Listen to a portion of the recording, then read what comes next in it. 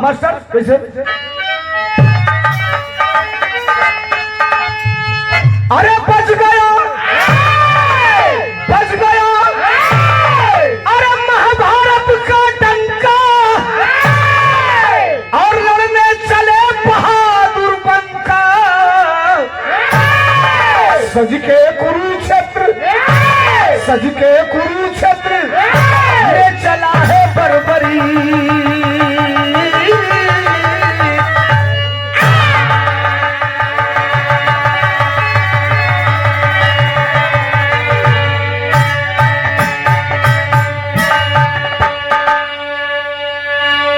बज गया महाभारत का डंका, लड़ने चला बहादुर बनका। सज के कुरुक्षेत्र में चला है बर्बरी। महाभारत के लड़ाई का बिगुल बज गया था, ये तय हो गया कि महाभारत की लड़ाई होगी। जरा सुनना नौजवानों बुजुर्गों, महाभारत की लड़ाई रिलीज होने के पश्चात अगर सबसे ज्यादा कोई दुखी था, दुखी तो वो कुंती थी। सबसे ज्यादा कोई दुखी था तो कुंती थी। और धरात्री को 11 बजे जाती है। भैया मंच पे बात नहीं ना बुला लो भैया। और धरात्री को कुंती जाती है अंधे धृतराष्ट्र के पास और गंधारी के पास, हाथ जोड़ करके कहती है कि माते पिता इस युद्ध को रुकवा दो, नहीं रुकवाओगे तो दोनों तरफ से अपने खानदान के लोग मारे जाएंगे। सुनिएगा, न गंधारी बोली भैया भैया, न गंधारी बोली न धृतराष्ट्र बोला, और कुंती वापस रोते हुए आ रही है। एक बात मैं बताऊं, महाभारत को टाला भी जा सकता था और महाभारत को रोका भी जा सकता था। केवल 5 गांव पांडव मांगे थे, कौरवों ने नहीं दिया, महाभारत हो गया। एजा तो 5 किलो के सारे 3 बेर सरकार बन गई, खाली 5 किलो को। रोते हुए कुंती वापस आ रही है, तब तक पीछे से कुंती की कलाई पकड़ती है एक महिला। कुंती पलट के देखती है, कहती है कौन हो? तो कहती है तुम्हारे खानदान की बहू हूं। रो क्यों रही हो? कुंती से पूछती है कि रो क्यों रही हो?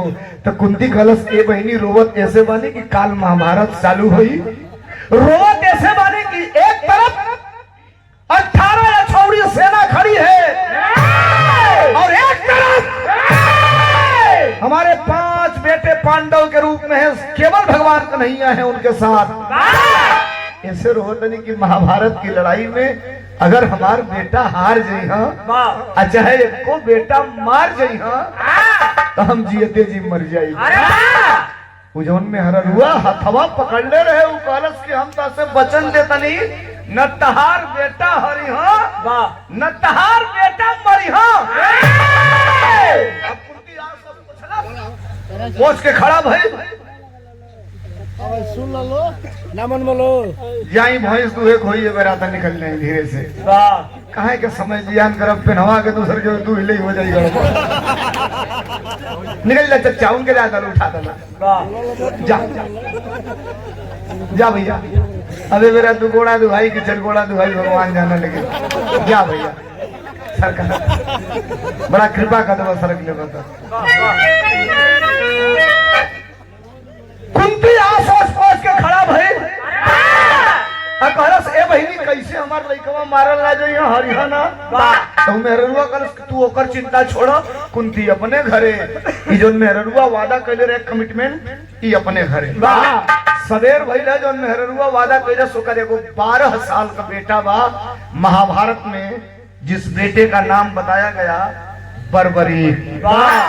अभी महाभारत में जो कर्ण बनता था 2 दिन पहले इस दुनिया को छोड़ करके अलविदा हो गया, एक्सपायर हो गया।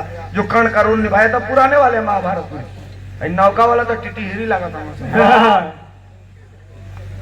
अब कुंती अपने घरे, ई अपने घरे सवेर भाई अपने 12 साल के लड़का के नहवावत धोवत दिया, बिरहा का तरज लग गई। कौन तरज? हमास्टर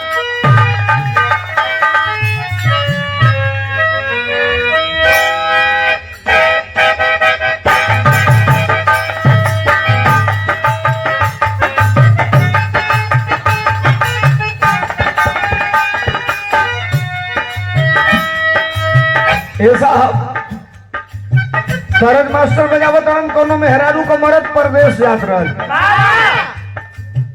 पीछे से मेहरारूआ कुर्ता खींचलस आ कुर्ता खींच के कहलस कि ए न जाई। मर्दा कहलस कि ना जाई। तो 13 कलर का पोता तो उठावा पा।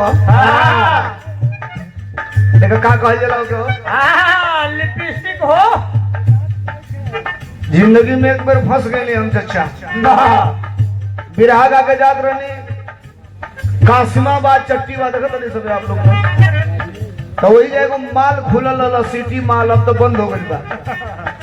तो हिनके ले करे बनियान हमरे फूफा के कहने तनी चलबे को बनियान ले ले हम कनी चलो तो गइनी तई लगला सरी गावे हमके कहत ना संगे ताइन खाती एगो ठलाली ना लेला। तो हम गनी काउंटर पे जब बैठल रहा आदमी हम कहली के भैया कहला हाँ सोलंकी भाई नमस्कार। हम कहली तारी कंपनी में जो सबसे महंगा लिपस्टिक हो गए तू ले आके पातर पातर पेंसिल नियर तू ले आके दियलस। बिरहा बोले रही गर्मी रहे हमर लोग निकाल के 500 का नोट काउंटर पर पटक दियली अनि अपन पैसा काट के हमके फेरा लगल ऊपर नीचे ताके कहला सोलंकी भाई का दे तला भीख दे तला हम कहलिए मतलब दू को पतर पेंसिल नियर दे दियला 500 का नोट देनी कहतला भीख दे तला कह दे दोनों का दाम बा 1840 रुपया। कहली फंस गई पहला बार जिंदगी में कान पकड़ कर फिर कब लिपस्टिक किने ना आई। रात भर भी रहा गा के 2-4 हजार बच्ची सारे तू को लिपस्टिक में ही चल गई। तो खाली 500 में चटबो।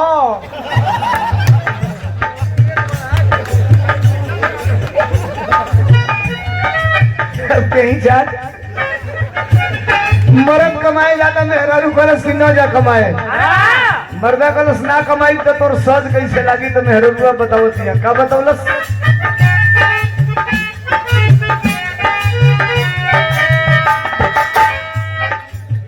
का करे जइबो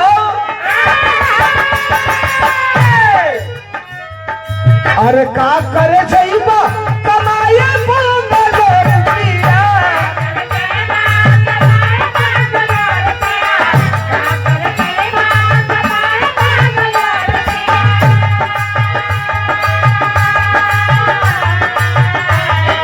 अरे का करे जइबा कमाल बंगलो रुपया खोली लट घर ही ओहो खोली लट घर ही किराना स्टोर पिया।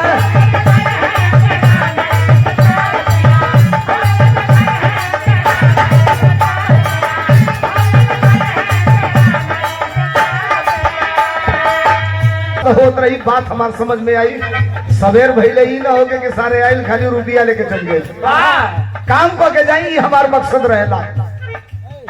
सवेर भइल हां उ 12 साल के लड़का के ओकर महतारी नहवा धोवा के तैयार करौलस पीतांबरी वस्त्र पहिरौलस। नौजवानों सुनना ये जानना आपको जरूरी है। पीतांबरी वस्त्र पहिरौलस धनुष मार दिहलस कलश बेटा तुमको लड़ने जाना है।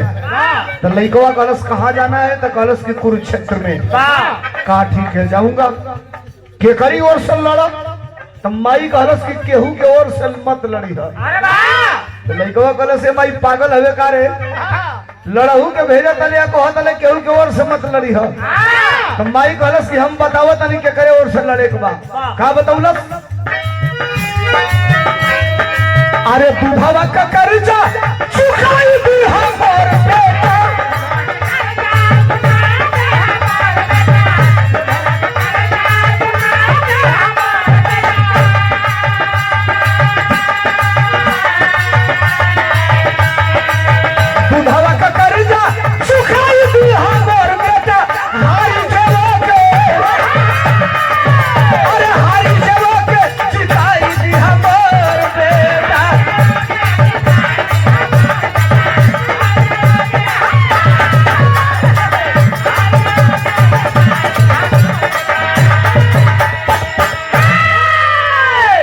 बेटा बेटा कुरुक्षेत्र में चले जाओ धनुष बाण लेकर के खड़ा हो जाना।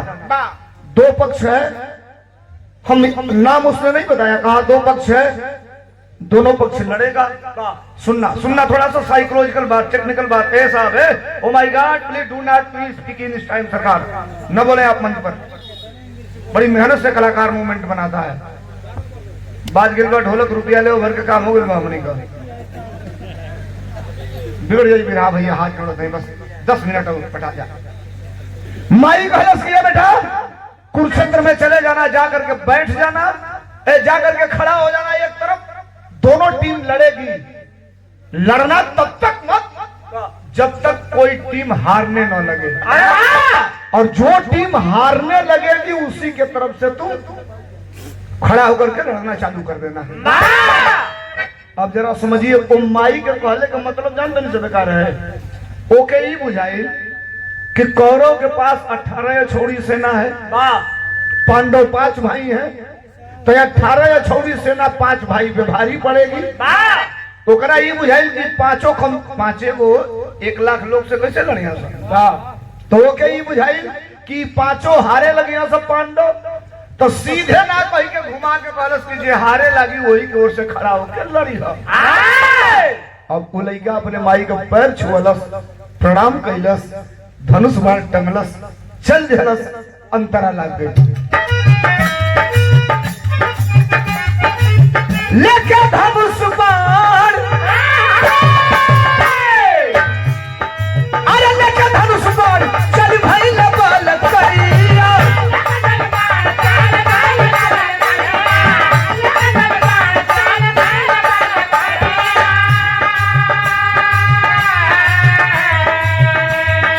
अंतर्यामी कृष्ण के तब लगली खबरिया,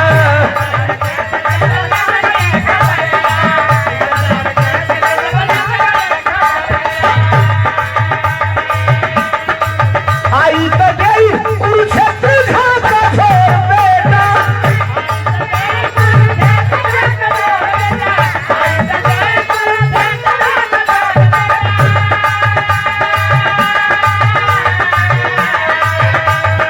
अरे आई तो गई कुरुक्षेत्र घाटा छोड़ बेटा, रहिया में पूछे, अरे रहिया में पूछे जा तुम्हारा कौन हो बेटा,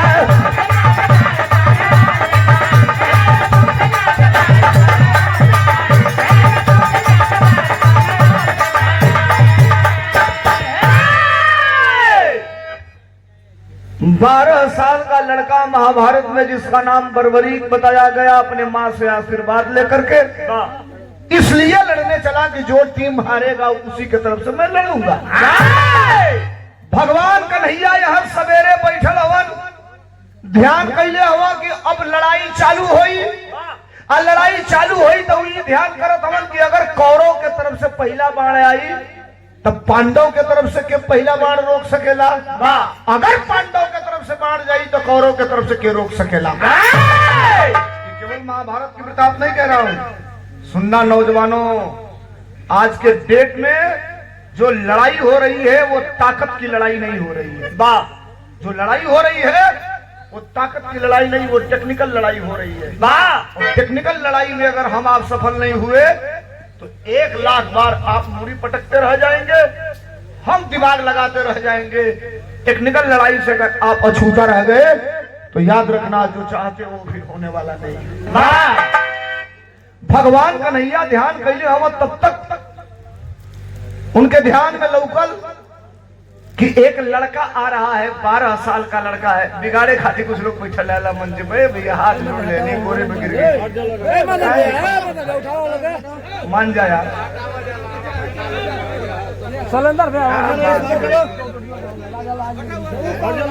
न बोला लो भैया, बैठल वाला लो ठीक बोला लो ना, धीरे से अपने बतिया लो। चल लिया वो नौजवान, भगवान कन्हैया ध्यान कैले हुआ तो उनके लौकल की एक लड़का आ रहा है कुरुक्षेत्र में, अगर वो यहाँ आ जाएगा तो वो अपने माँ से वादा किया है कि जो हारेगा उसी के तरफ से मैं लड़ूंगा, और उस लड़के के पास एक ऐसा बाण है कि एक ही बाण से पूरे महाभारत को वो खत्म कर देगा। हमार वादा बा, हम प्रण कैले बानी कि हम पांडव के जिताई, कौरव के हराई, उ वादा कैले बा कि जे हारी वही के ओर से लड़ब, तो हम जो कौरव के हराई तो कौरव की तरफ से खड़ा होकर लड़ल चालू करे। मैं जो चाहता हूँ वो नहीं हो पाएगा। वाह! बस भगवान कन्हैया ने कहा पांडवों से कि आप लोग जरा 10 मिनट विराम करो, मैं कुछ इमरजेंसी काम से जा रहा हूँ। उठला, शरीर बदल लेलन, ब्राह्मण के भेष बनौलन, गेरुआ वस्त्र पहिरलन, आई के रास्ते में खड़ा हो गइलन। यहाँ से लइका चलत बा, घन घन घन घन घन घन घन घन दौड़ता था, घुन घुन घुन घुन घुन घुन घुन घुन घुन घुन्ना बाजाता, घुन घुन्ना बुझाता नहीं सबे। पहले भैया भैया भैया भैया भैया पहले माई काकी चाची हमार बाजारी जासा वाह तो गुरहिया जिलेबी ले आओ सो, लकठा ले आओ सो। घरे छोट लइका रहे तो वो छोट लइकन खातिर डाड़ा खरीद के ले आओ सो। डाड़ा बुझे तो नहीं सबे, करधन देके हमरी ओर कहल जाला। अब आप की ओर का कहल जाला हमने की समझ पाओ। करधनी है दोरिया बलिया कही है। तू पहले हो कब छोट हो कब आपो पहले हो कब छोट हो कब तो कब तक का लइका लइकी सब सबे पहले भाई लइका लइकी सबके पहले माई काकी पहिरावा सब। ए छाकू तू पहले लगना है वाह कोई को पहले रहो। अब सुनिए, अच्छा सुना, माई काकी का करा सो आई कर धनिया पहिरावा सो तो ई कर धनिया में तुको कौड़ी गुई ना वही बीचों में लमहर रहेगो। 1 मिनट बिरहा तनी सा आधा मिनट बढ़ी। लमहर जान तनी सबे कार है, सुनी सबे बुरा मत मानव सबे। इतनी घड़ी न लइकन के जन्मते टीटी का, अमूल कॉम्फी का, जोकी का अंडरवियर पहिरावल जाता। वाह पहलवा लइकवा 4-5 साल ले उघारे घूमा सदुआरी पर। पैसा ना जुड़े हो जनिया किने के। वाह धूरी माटी में खेला सा, ओमे कई गो छोटका सारे बहुत चंट रहा सा। वाह बार बार पकड़ के लगा साथे में मिसल चालू लइकन का आदत छोटकन का कोनो को खराब हो जाला, वो घाट कहीं ना जाए। छोट लइकन को का जानता हूं बेचारा पकड़ के मिसल चालू कर दिया। तब माई काकिन से बड़हन डॉक्टर के उनाई है। वाह अब वो महतारी चाची का कर रहा कि सोनारे को दुकानी बजा सा चांदी का एगो छुन्नी बनवा के लिया, कोई करधनिया में टीप के वही मेन पॉइंट वही लटका दो। पहले तो पकड़ा सा तो नरम रहे, और जब लटक जा तब पकड़ा सा तो पहले टाइट हो गए तो 1 बेर 2 बेर 3 बेर 4 बेर के बाद आदत छूट जाए। तू का दौड़ मिसा तड़ा असमत पहले के मेहरारू माई काकी छोट लइका रहा सा तो टंगरी फैला के ओकुल के बुकुआ से मिसा। ये जो आप लोग कहो कि का बोल रहा है, सही बोल रहा हूँ। बुकुआ से मिसा सब पिठैया कह के पेटकुनिया कह के मिस लसा तो छोट लइकन के छुन्नी हैंगा उघार के तू ठोकोई में करू के तेल डाल के पकड़ के फूक तू जाम ना होई। हां बुरबके वो भक्त खुल जाई। आपका मेहरारू है पहले जब लइका अपनी महतारी के छाती का 8 महीना 9 महीना दूध ना पिए, गांव में लोग रिगावे की का बतियाई सारे दूध कट्टू अपनी माई का दूध नहीं खेती ले। वाह लोग कहे कि दूध कट्टू है। 8 महीना 7 घर लइका अपने माई के छाती का दूध पिया सा। वाह इतनी घड़ी तो लइका जन्म होते नौकी में रारू हच दे नेपुल धरा दे तरी सा। हां कि जोबन ढील ना होई। बारे काका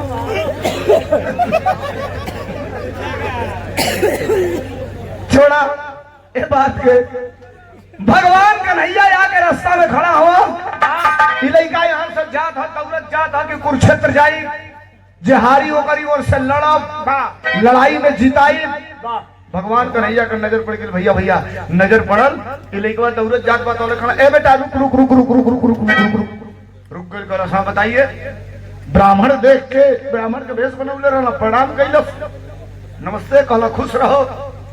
कहा जाता ला कलश महाभारत में कुरुक्षेत्र में का करे जाता ला तो लड़े जाता नहीं के खरा और से लड़बो पहले से हारी ओकरा और से लड़ब।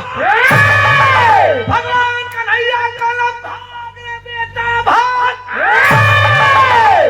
कलश काहे कहला इतना बड़े बड़े वीर बाना सब कुरुक्षेत्र में बाढ़ चले यहाँ से करे हवा से उधिया के कई कोस जाके गिरबे। जर्सी साढ़ देख ले बोलो जर्सिया से हवा चलता जो ही कहला कि कई कोस उधिया के गिरबे तो सुंदर खुरियाई नहीं ना। खुरिया के टाइट भाई कलश खबरदार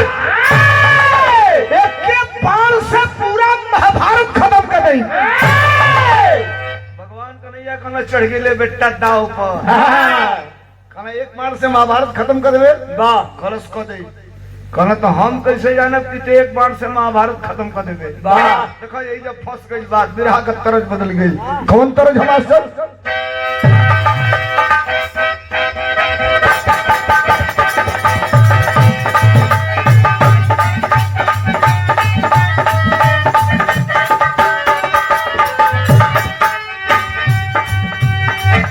का कर पाड़ू रनिया अरे का कर पाड़ू रनिया हमके बतावना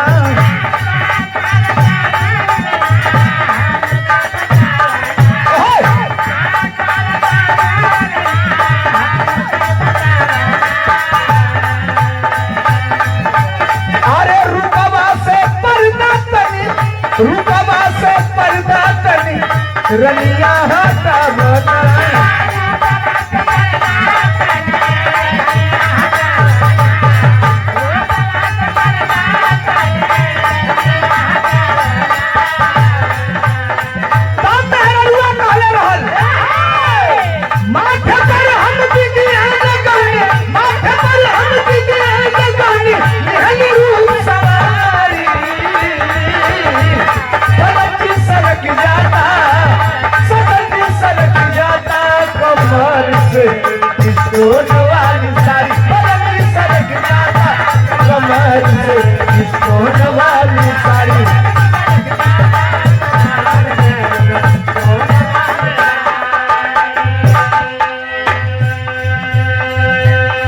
भगवान कन्हैया ने कहा कि मैं कैसे जानूंगा कि तुम एक बाण से पूरा महाभारत खत्म कर दोगे लइकवा गलत का टेढ़ मत बोला तो के जौने ना अजमावे के बाद ओ ना अजमा लो हम एक के बाण से महाभारत खत्म कर दे तो भगवान कन्हैया कहला कि एगो काम कर तब हम जानब कि ते एक बाण से महाभारत खत्म करबे कहलस कौन काम तो भगवान कन्हैया बतावत का बतौलन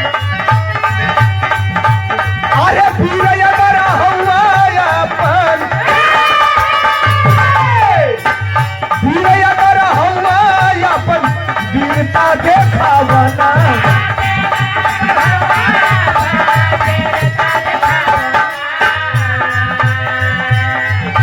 अगर वीर हो एक बार से महाभारत खत्म करोगे तो चारों ओर तकलो भगवान कन्हैया एगो पीपरे का पेड़ मिलल कहला हराओ आ गई ना पिपरा के पेड़वा की लगमा हो जा खड़ा हो गई ना कहना सुन फिर अगर हुआ अपन वीरता देखावना अरे पिपरा का पतइए के पिपरा का पतइए के पार से छेड़ावना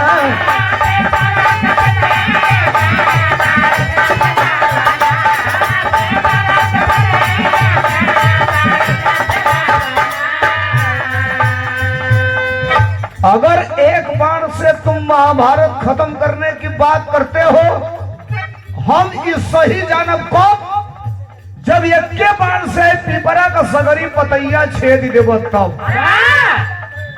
लड़का कहा बॉस कौन तो के बॉस हो जाता कल 1 मिनट आप इंतजार करिए पीछे तक तरकस से बाण निकाल के अखिया मून के धनुषिया पर चढ़ा के मंत्र पढ़ता तौले भगवान कन्हैया का कहला एगो पतैया पिपरा का तूर के नीचवा गिरा के अपने पैरवा से दबा लिया यानी लइकवा का कहला अरे कहत दे ना धनुष के ऊपर कहत दे ना धनुष के ऊपर निहला पतिया के अरे छबे पतिया ये बार से कापेले कन्हाई छबे पतिया ये बार से कापेले कन्हाई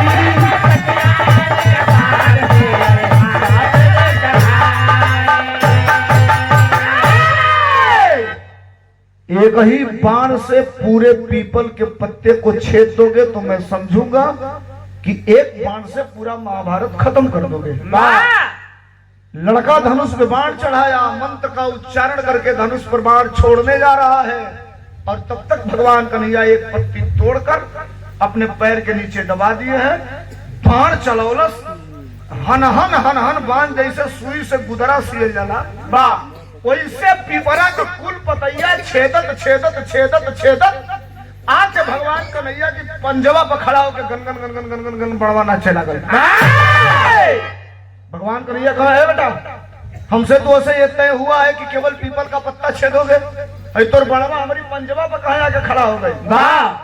कलश तारी पैरवा के नीचवा एगो पीपर का पतई बा, ये पंजवा हटईबा तो ओके छेदी, या ना हटईबा तो तार पंजवा छेद के ओके छेदी। जो कलश की ना हटईबा तार पंजवा छेद के छेदी तो ले हटौला, कलश सारे सही में गोलवा मत छेद दे। हटौला तो ले बाण छेदलस पतई के, फिर बाण पकड़ के अपने तरकस में रखलस। कलश I am going to Kurukshetra.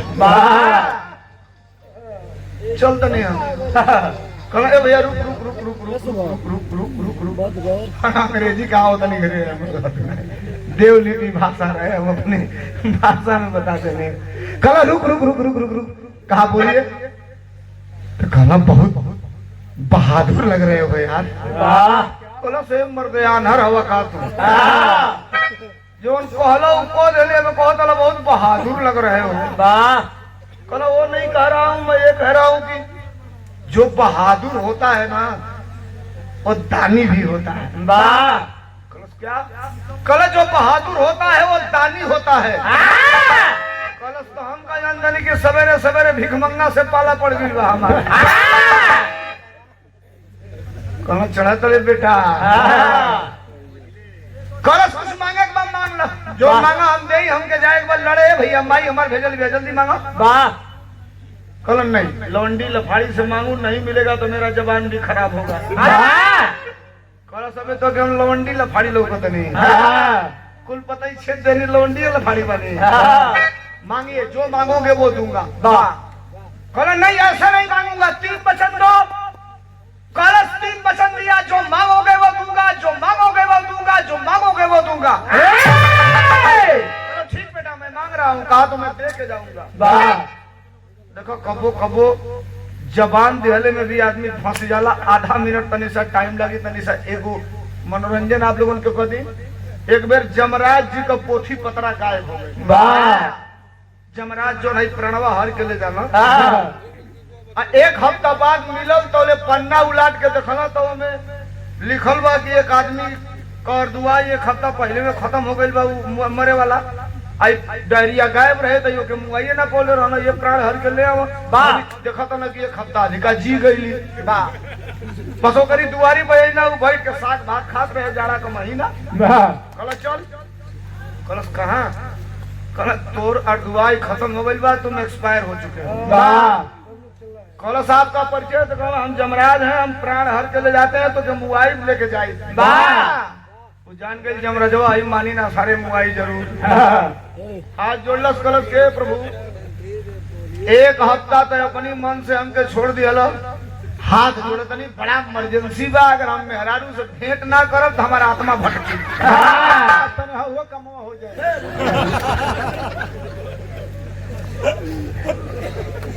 कहला बोल तो कहला रात भर का मौका दे दो, सवेरे आई तो हमारे प्राण हर के लेके चलिए, मुआ दिया। जमराज कहना चला मृत्यु लोकों में रहे, एक बार रात भर की बात बा, छोड़ दे के रात भर है, सवेरे 10 बजे आई। कलश ठीक, ये जो गई ना तो गई गड़ही में से 2 खांसी पियरी माटी काट के ले आई, ओके भेवलस सनलस, 2 अजरी भूसा डाल के सनलस, जगह मौगी साने आसान के एगो जमराज का मूर्ति बनौलस, 1 पाजा माला ले आई। रात भर सुतल भी सारे जागल नहा धो के बैठ गए, 1 मुठा अगरबत्ती। 10 बजल जमराज भैंसा पर बैठ के हर हर हर हर आवत आवाज सुनाई दिहलस, तो ले 1 पाजा वही माला पहिरा के 1 मुठा अगरबत्ती जरा के जो जमराज दुआरी पर खड़ा भइल तो ले आंख बंद कैलस, लगल एगो मंत्र पढ़े, ओ जम्र जाए नमः, ओ जम्र जाए नमः। जमराज का साला धरती पर आज तक केवल देवी देवता का पूजा होता रहा है, पहली बार ही भक्त मिला है जो हमारा पूजा कर रहा है, आज तो कोई मिला ही नहीं। कहे देखो मैं बहुत प्रसन्न हूँ लेकिन तुम्हारी मौत निश्चित है। 13 मिनट और बचा है, उसके बाद तेरा प्राण निकाल लूंगा। कलश मुआवा चाहे जियावा, ओ जमर जाए ना। कला भाई देख के जवन मांगे तो मांग ले, सिवाय अपन प्राण छोड़ के जवन मंगबे उ दे। कलश के ना चाहे हमके 3 वचन दो। कल 3 वचन दिया कलश ना, हम जौन मांगत जाई पूरा हो जाओ तो के हाँ कहे के ना पड़े। तो कहना प्राण अपना प्राण ना मांगो, जौन मांगे तो कहना कि मांग। जमराज सोचना रुपया पैसा सोना चांदी गाड़ी घोड़ा ये ना मांगी, प्राण कहिए दिल बनी नहीं खे मांगे के। कलम मांग, जो मांगोगे वो पूरा होता जाएगा। जो कहना कि जो मांगोगे वो पूरा होता जाएगा। तो उठोल अजो ने मूर्तिया का पूजा करत रहे, मरनस 12-14 लाख खचा खचा। जो करो साला ही को नकली भक्त निकल गया, डबल रोल। अभी पूजा कर रहा था, अभी साला ही मार के पिछला कर दिया हमारी मूर्ति को। अच्छा आप तो जवान दे दिल, कलो चल मांग मांग। कलश पहला वरदान हम कही था, देखा भाई तू कही दिल वाला कि जो मांगे जाए वो पूरा हो जाए। कलो हाँ पूरे एकदम क्लियर है, जो मांगोगे वो पूरा होता जाएगा। कलश पहला वरदान इला कि जौन तारे भाई सवा बा एकर सिंहिया जौन 2 और बा। तो पहला वरदान इला कि एकर दोनों सिंहिया एक में सट जा। ई कहले रहले जौन मांगत जेबे पूरा हो जाई। आ जो कलश तोरी भाई सवा के सिंहिया दोनों एक में सट जा, तो सिंहिया दोनों आके एक में सट गए। जमराज को नहीं साला खतरनाक लग रहा है, कहीं मरवाओ मत, यही से सारे चोख मारे तो कहते हैं तो गंजनी हो जाएगी। कलश दूसरा मांग, तुम्हारे पास 7 मिनट का टाइम बचा है केवल। कलश भैया कुछ मैं कहना नहीं चाहता हूँ, बहुत ज्यादा मांगना भी नहीं चाहता हूँ। हमारी दूसरा वरदान हमको ये दे दीजिए कि तू उड़ के जा कोई सिंहिया वो बैठ कॉलर जो मंगवे तो पूरा हो जाए तो उड़ना जमरा वो चौक चौक सींग एकदम मेन होले पे आके साला टप देना कोई। अब भैंसा की मूड़ी पता नहीं वजन पड़ल तो लगल हैंगा झपिलावे। आ जो झपिलावे आधा इंच हंस दे सींग घुसे भीतर, जमराज नीचे सींग भीतर। अब जमराज हाँ यहाँ इको के ताका हो गई और एम करहु कहीं उतना उनका मजा आवे। खूब खिखी हंसे। अब 8-10 छपिला दिया, जितना मतलब फैले भर कर रहे फैल के सिंह उतना भीतर। अब चिल्लाइला करा सारे की सरकार मान जल्दी सब की सरकार हम गई था कि सिंहिया फिर दोनों जहां जा रही है वही हो जा। तब तो उनको बौसिने में फट गई।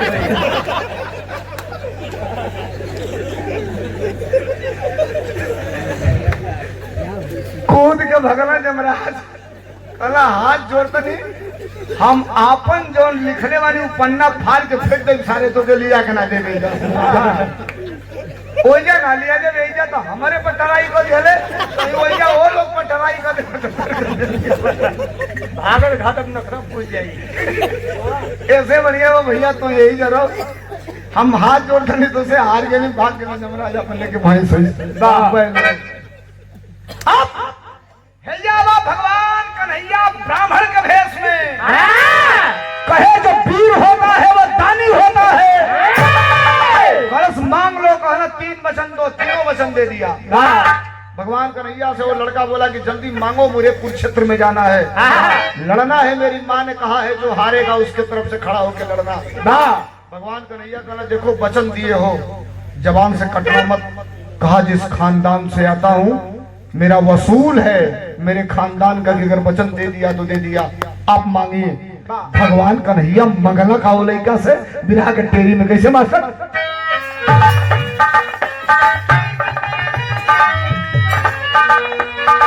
बीरताई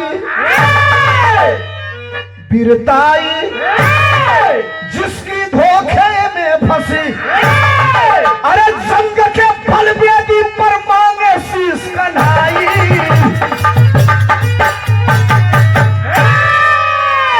जंग के फल बेदी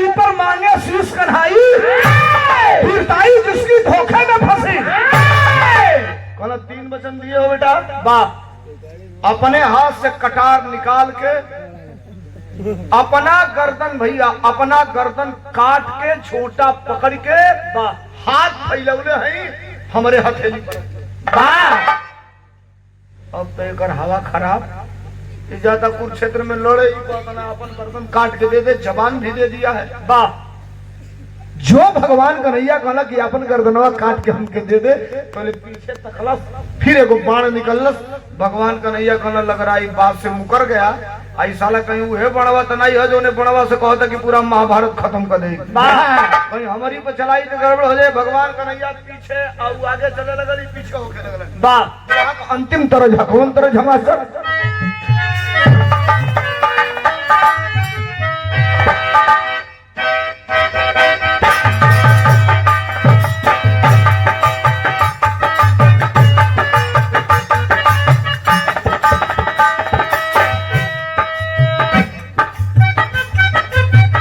तरज मास्टर बजावो तो पहले माई बहन गोदना गोदवा सा यही बाही पर अपन नाम लिखवा सा अजोरिया देवी, फूलपरी देवी, पानमती देवी, पानमती देवी, भकजोनिया देवी। असल में इनके इया का नाम रहे भगजोनिया देवी। जब ये का नाम बताइए बैठो तार माई भाई यार रही खासे ना रही पटीदारी न करो।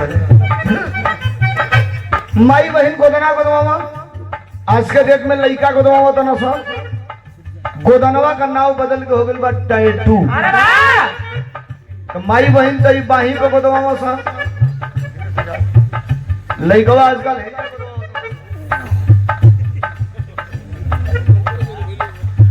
कई वो तो सारे ऐसा जगह गोदवा लेते ना सके देख ले तो खाना खाए का मन ना करे। वाह आहो ऋषिया सबे मत। एगो मरीज मर गई लवारिस लाश पोस्टमार्टम हाउस में आई लोग कोनो अते पते ना मिले, कोनो कार्ड रोड रहे ना। वाह।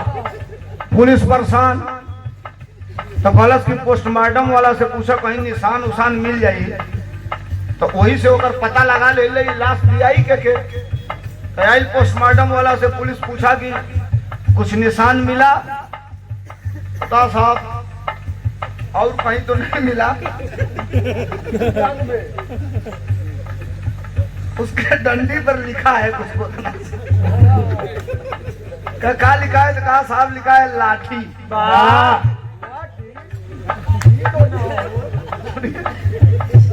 एक पीसीएस अधिकारी था, पढ़ा लिखा आदमी था, वो कहा देखो उसका लाठी नाम नहीं हो सकता, नाम कुछ और है, तुम पढ़ नहीं पा रहे हो। कहा साहब साफ लोग था लाठी। कहा ऐसे नहीं होगा, उसको थोड़ा सा और टाइट करो, तनी और खींचो। पोस्टमार्टम करे वाला आदमी मर गई बाबू, कहा तो सारे टाइट हुई, लेकिन पिलासे से पकड़ के खींचा था उतनी सा लम्हार भइल। जब लम्हार भइल तो निकल लाल बिहारी त्रिपाठी।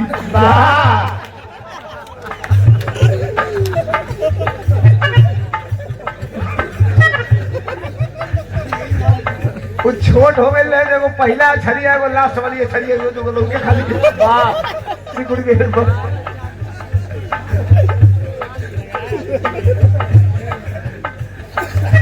एगो मेहरारू गोदना को दौड़ रहे, गोदे वाली पूछलस कुछ लिखाई, तो गलस के लिखाई, गलस का लिखाई सुना। चूड़िया पर नाम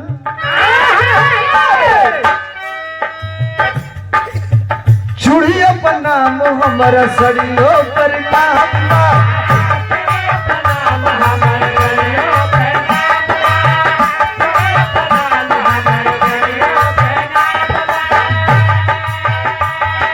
अरे उनका खातिर हमारी जिंदगी तमाम बा।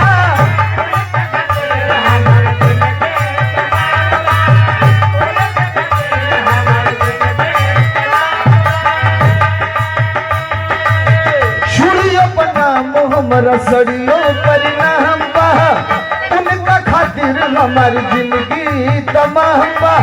सरधा पूरा तबोरे बनावा के, सरधा पूरा तबोरे बनावा गोदा खली भाई, गोदा खली भाई, गोदा नवा के गोरे हथवा पर नाम सजनवा के, गोरे हथवा पर अंतिम दौर में है और कहानी का बड़ा प्रमाण आज के डेट में ला करके दूंगा, यानी 20 अक्टूबर सन 2025 को इस विवाह को खड़ा करूंगा। सुनिएगा, इतना केवल बचा है, 90% खत्म हो गया। लइकवा जब इतनी बतिया सुनलस कि अपन गर्दनवा काट के दे दे तो कैलस का, अरे ये तो न कहत धैलस धनुहा पवान हो,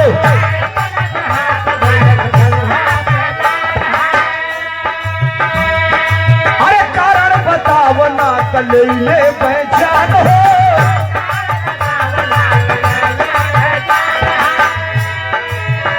देखे क्रोध में जब कृष्ण जी ललनवा के, देखे क्रोध में जब कृष्ण जी ललनवा के, प्रकट हो गई ले तुरंत सभनवा के, कहे महाराना वीर मोर जनवा के, कहे महाराना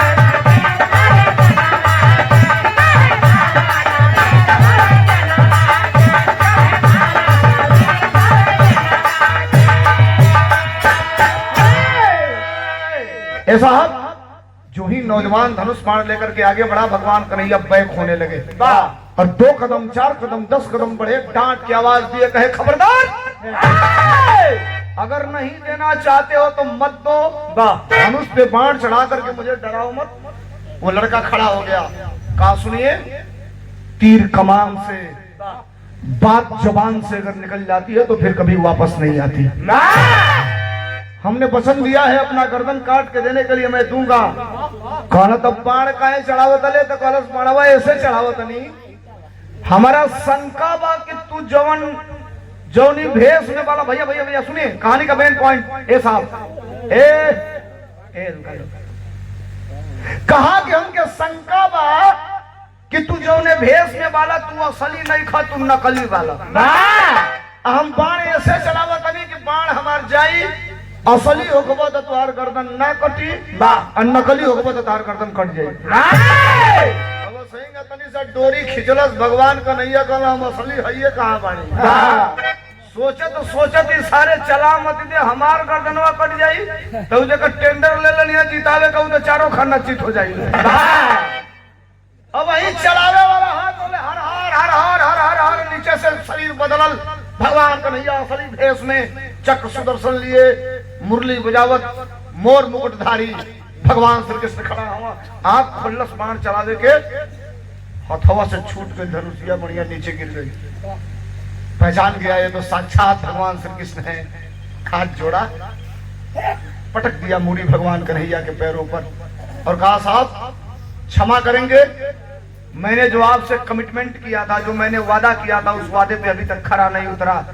1 मिनट की देरी नहीं करूंगा साहब, मैं अपना वादा पूरा करने जा रहा हूं। निकाला कमर से कटार और सटाया अपने गर्दन पर, पकड़ला सापन छोटा काट के देवे वाला बात होने कलश के साहब, हम अपन वादा पूरा करे जाते नहीं, हम मर जाई तो हमार आत्मा भटकी, एगो सवाल बा हमार। भगवान कन्हैया ने कहा बोल। कहा साहब जो आपने कहा वो हमने किया, मुझे केवल ये बता दे कि मेरी गलती क्या है जिसलिए मेरा गर्दन काटा जा रहा है, बस ये बता दीजिए, केवल गलती बता दीजिए। भगवान कन्हैया ने भी कहा कि तुम सच पूछे हो यार, मर जाओगे तुम्हें पता नहीं चलेगा कि किस कारण मारा गया हूं, तो तेरी आत्मा भटकेगी, मैं तुझे बताऊंगा बेटा। सुन, ये हाथ अभी गर्दन पे ही है, ये हाथ झोटा पकड़ा है और भगवान कन्हैया सामने खड़ा होकर बता रहे हैं, कहे बेटा तू जहां जा रहा है उसका नाम है कुरुक्षेत्र, जिस लड़ाई में जा रहा है उस लड़ाई का नाम है महाभारत। और सुन, तेरा गर्दन इसलिए काट रहा हूं बेटा, एक तरफ 18 छौड़ी सेना लेकर के अधर्म खड़ा है और एक तरफ तेरे खानदान के 5 महारथी तेरे आजा परवाजा बाबा खड़े हैं धर्म के रूप में, मैं धर्म के साथ खड़ा हूं। तेरा गर्दन इसलिए काट रहा हूं बेटा कि मैंने जबान दिया है, प्रतिज्ञा किया है कि पांडवों को जिताऊंगा, यानी धर्म को जिताऊंगा। और तूने अपने माँ को जबान दिया है कि जो हारेगा उसके साथ खड़ा होकर तू लड़ेगा। तो हम पांडव के जिताई, कौरव हरिहा अते कुरुक्षेत्र में चल रही तो कौरव के साथ खड़ा होके ते लड़बे आ 1000 बाण का छोड़ा एक के बाण चढ़ेबे हमारे साथे कुल आंडो पांडो कट के खत्म। धर्म को जिताने के लिए अधर्म पर विजय प्राप्त करने के लिए तेरा गर्दन काटना जरूरी है बेटा। कहा ठीक, नो डाउट, आपने जो कहा मैं मान लिया। पकड़ ला छोटा खचाक पकड़ ला सातन गर्दन। भगवान कन्हैया इसे हाथ फैलोलन आई हथेलिया पर गर्दनवा रख दिया। पच ले खून का छींटा पड़ल भगवान कन्हैया के मुंह पर। ऐसे कछड़ा एक हाथे काच के वो मुड़िया के तरफ तकला।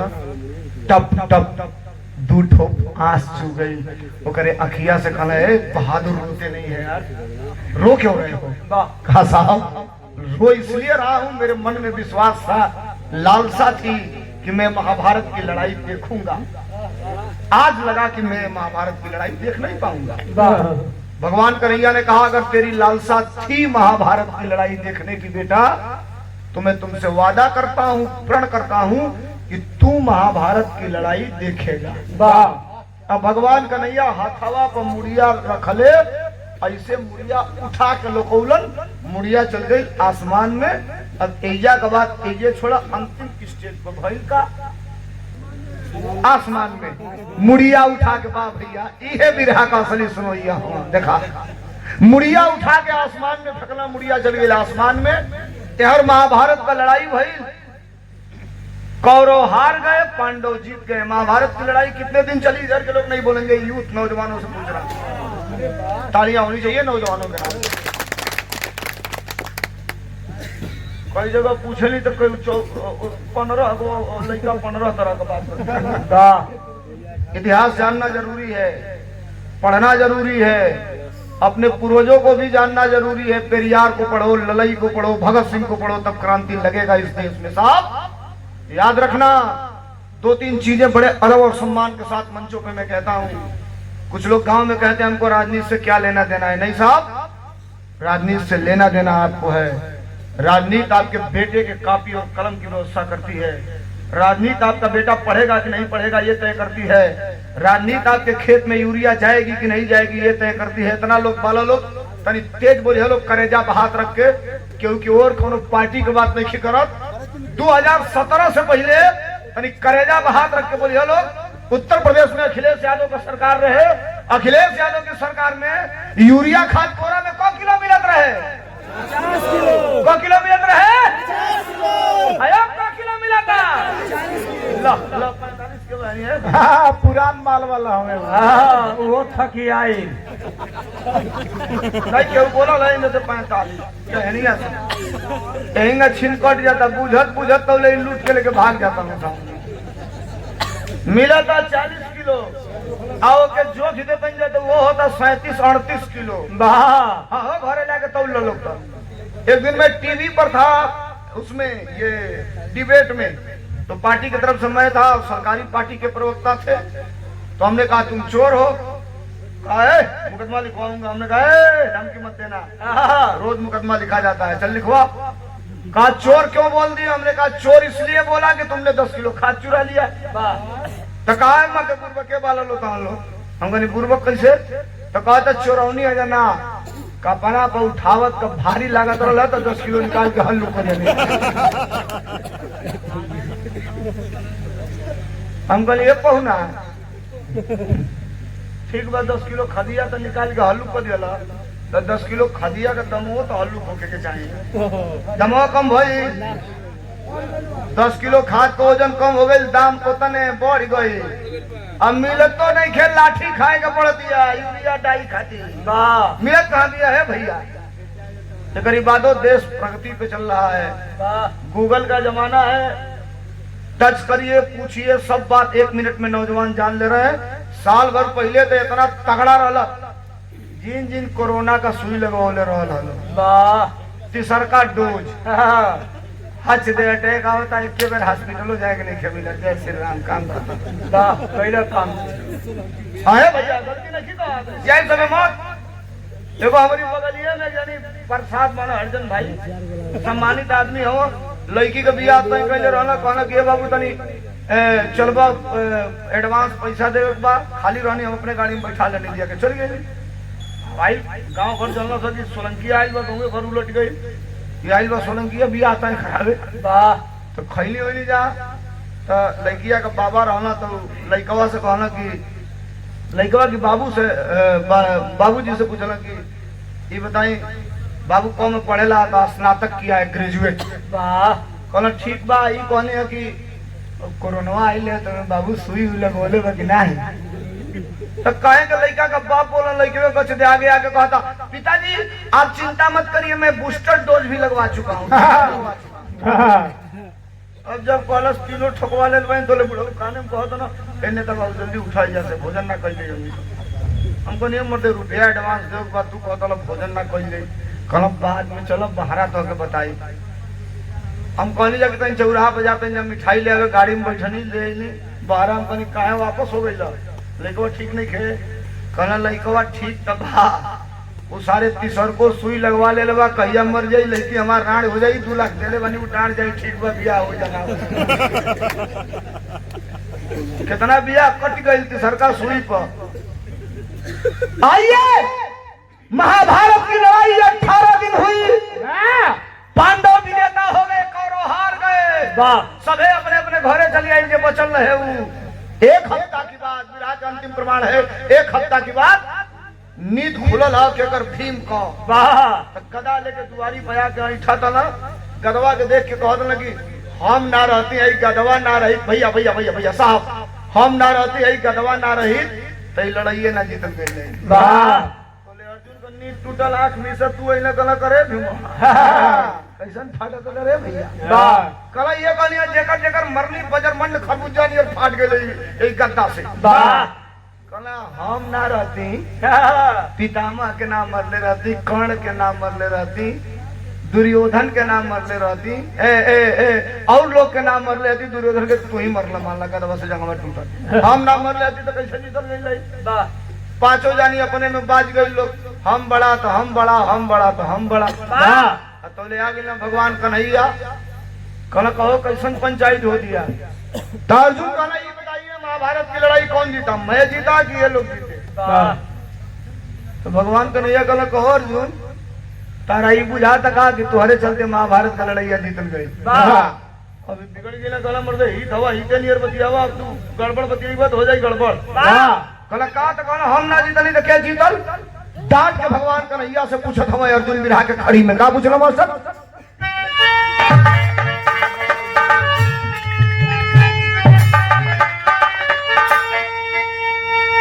भगवान कन्हैया से अर्जुन कहना देखा कहानी का मेन प्रमाण मिले जाता तनी सुनी हेलो जब ने सुनल हबी रहा का पूछला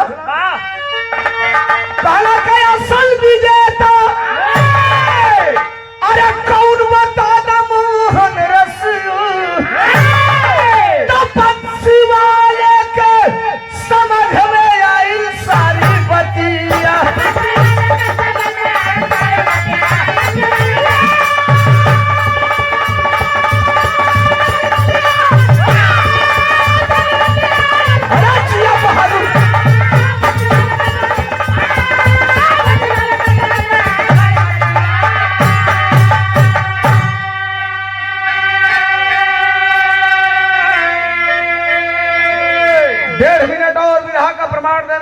भगवान कन्हैया ने कहा कि अगर जानना चाहते हो कि महाभारत की लड़ाई कौन जीता तो एक काम करना पड़ेगा मेरे साथ। भगवान कन्हैया से अर्जुन ने कहा क्या, तो कहा कि सुनो का बतौलन कहला ये कर गवाही दे तुहरा खानदान हो अरे लइके बर्बरीक लग गए भगवान हो।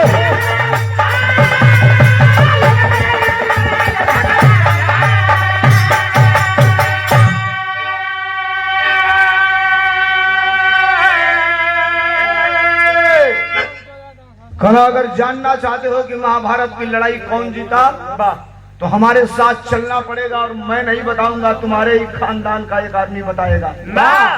अब आगे आगे भगवान कन्हैया पीछे पीछे पांचों भाई चला चला चलत लेके चलिए ना कुरुक्षेत्र में। अब वही खुनवा झुराइल लाई अब ताजा हो गोड़वा धरो डालो तो फच फच कुरुक्षेत्र की मटिया में से खून फस फस निकला था गुड़वा के नीचे वहां से। वाह आज भी कुरुक्षेत्र आप जाएंगे हरियाणा में तो वहाँ की मिट्टी लाल दिखाई पड़ती है, लाल मिलती है आज के डेट में भी, वाह वर्तमान समय में भी। तब भगवान का नैया लिया गई, अर्जुन कहला कहा लिया गई, तो कहना बताओ तो नहीं। हाथ ऐसे कैला जो अथवा ऐसे कैला तो ले आसमान से ऊपर बरी का कटल की मुड़िया आके हथेलिया पर टिक गई। वाह अर्जुन कहना ई के हो, तो कहना ये तुम्हारे खानदान का बेटा है। तो कहना तो हमारे खानदान का बेटा है, इसका गर्दन कौन काटा? अब लगना धनुष को बाढ़ चढ़ावे कौन काट दिया, कौन मुआ दिया? कहना बांधा मत, वाह वाह शुक्र मनावा कि एकर गर्दनवा कट गई तो तुहार कटले से बच गए। वाह एकर ना कटल रही तो तुहार कब्बे कट गई। वाह कहना ई का, तो कहना देखा अब यहाँ रोड की बात मत करो, यही से पूछो ही बताई महाभारत का लड़ाई के जीतल? वाह के करे चलते जीतल गई? अर्जुन कहला हाई हाई हाई मुड़ी कट्टा बताई। वाह कहना जवान सही करिए और तैस में मत रहिए, आराम से पूछिए। कहला लड़के कटी हुई शीश कटी हुई मुड़ी बताओ, बताओ महाभारत की लड़ाई में हमको तुमने किसका किसका वध करते हुए देखा? बताओ। मैंने कर्ण को मारा, मैंने फला को मारा, मैंने ठमाका को, 1000 लोगों को मारा, कितना लोग के देखले हमके मुड़ी काटल? मुड़िया धीरे से बोलल तू रहला का लड़ाइया में? दादा इनका पारा गरम निकलना, धनुष को बाढ़ कलम मारा सारे का खोपड़ी उधिया जाई। भगवान का नैया कहना बेकल मत हो खाओ, अबे मुड़िया उड़िया मार के तार खपड़ोइया फोड़ ले तोरा में बुझात नहीं के। आराम से पूछा तो बताई कि असली लड़ाई के जीतल? फिर खड़ा हुए सावधान मुद्रा में अर्जुन और कहे कि बताओ सच बताओ महाभारत की लड़ाई कौन जीता, किसके नेतृत्व में जीता गया? कहा अगर हमसे पूछ रहे हो तो मैं तुमको बता रहा हूँ 18 दिन लड़ाई चली है और पूरे 18 दिन की वीडियो रिकॉर्डिंग मेरे आंखों में है। और मैं तुमको एक एक मिनट का पूछो तो बता रहा हूँ। अर्जुन ने कहा बताओ महाभारत की लड़ाई कौन जीता? कहा कि देखो मैं बता रहा हूँ। कहा बतौलस? कोई नहीं मारा, कोई नहीं मारा किसी को रणबीचे, कलश के सगरी महाभारत है कन्हैया हम जीते।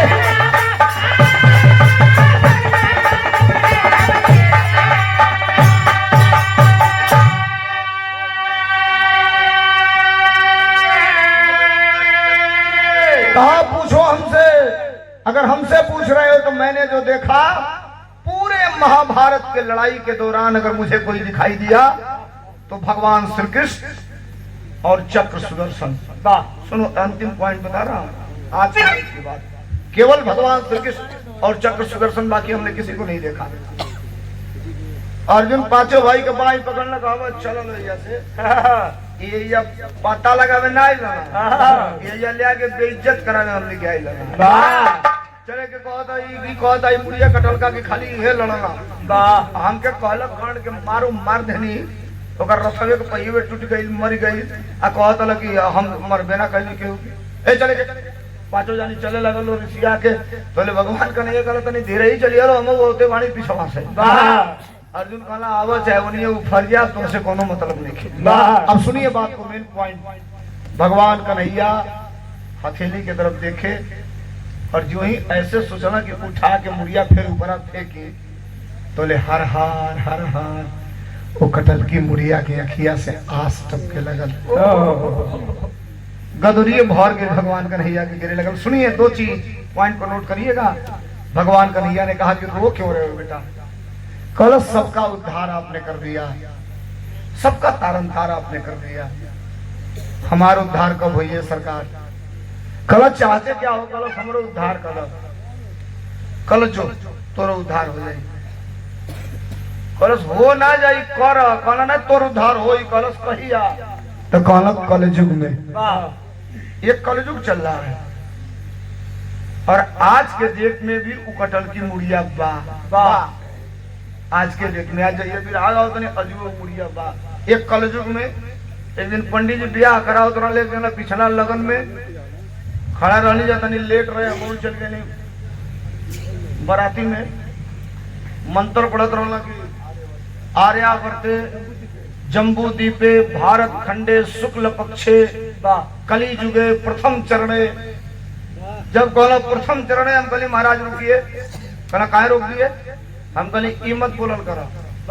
अब जब सब बोलले की बात कली जुगे की बात आवो तो कहो कि अंतिम चरण है, प्रथम चरण में मत बोला। करा वो का है? हम कहली बताइए। कटा कटा मरल हरियर का ड्रम में भरा के सीमेंट बालू से तो पाए लगाना सब। एगो मेहरारू अपने मर्दे के काट के सूटकेसे में बंद करके 35 किलोमीटर फेंक दिया। वाह। एगो तो का कहले कि मुआ के खोन के गाड़ के टाइल्स पत्थर लगा के वही पर सोफा बिछा के अपने यार के संगे सुतत रहे। वाह। एगो मुआ के ओकरा ई विश्वास ना भइल कि मर गेल बा तो सांप बोला के कटवावत रहे। वाह। सब फेसबुक पे देखलो बोलो कौन लोग। अच्छा एक दिन हम लगली पता लगा ले कि अपने मर्दन के मुआवत कहां बने से। वाह। तब फोटो देखल जा मर्दा मुअल है वो कर जौने खातिर मुअले रहे मीरा वो कर। वाह। तो मर्दा एकदम हैंडसम शानदार राम नरेश मीरा। वाह। चश्मा लगाया बड़ा बड़ा बाल मोछ, टाइटन की खड़ी। वाह। मैरून कुर्ता। वाह। फोटो में आज जौने खातिर मुअले रहे वो सारा 25 किलो का मुंह मेरवा गाड़ सिकंदर मगर हथियारे का बरियार रहल।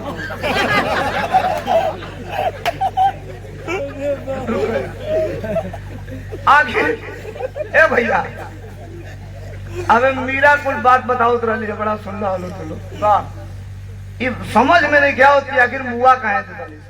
तू एगो काम हो सकेला भाई, या तो मर्दे से संतुष्ट ना होगा। वाह। नहीं तो पहले असली 70% तो ये होता। वाह। देखिए भैया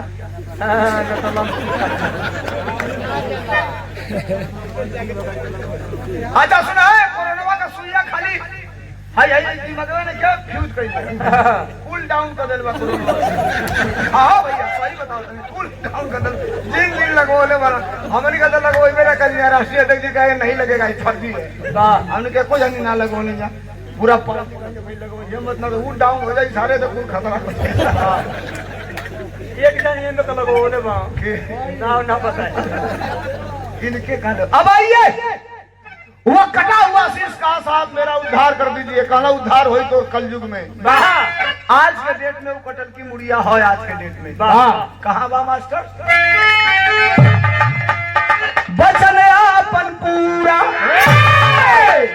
कैले प्रभु घन श्याम हो। कटल की मुड़िया आज के डेट में कहाँ बा नौजवानों? करना अरे बचन आपन पूरा कैले प्रभु घन श्याम हो। अरे परवरी कयाजू भैले खाटू श्याम हो।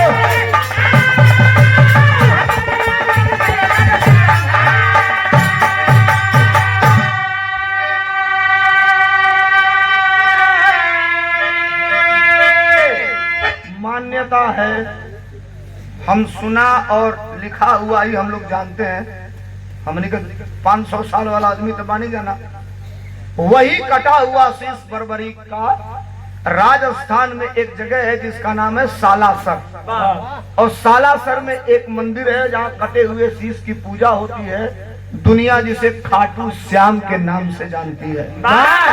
बैनर पर अगर फोटो रहेला खाटू श्याम का तो स्लोगन जरूर लिखा रहता है हारे का सहारा खाटू श्याम हमारा। माई कहले रहे बेटा जे हारी होकर जाके मदद करिए। तुहे कटल की मुड़िया आज के डेट में खाटू श्याम के रूप में पूजनीय बा। ओइया एगो व्यक्ति पूजैलन जेके काशीदास कहलन, एइजा एगो बेटा पूजात बा जेके दुनिया का लोग खाटू श्याम कहला। बात हमार खत्म भइल। अंतिम लाइन के बाद कैसे मास्टर? गुरु बिहारी गुरु गणेश है धन्य हरि की लीला। रामदेव चंद्रिका कवि का जोड़ कोई ना मिला।